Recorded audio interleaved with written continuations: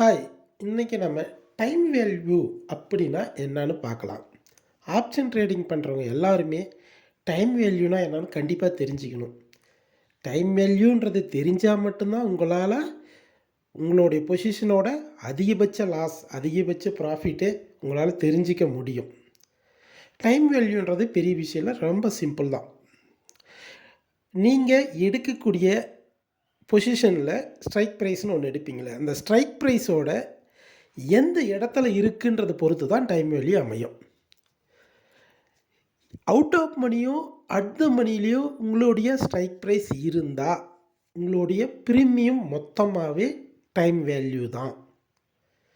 இந்த மணியில் இருந்தால் உங்களுடைய ப்ரீமியத்தில் இன்ட்ரெஸ்டிக் வேல்யூவை கழிச்சிட்டா மீதி இருக்கிறது தான் டைம் வேல்யூ.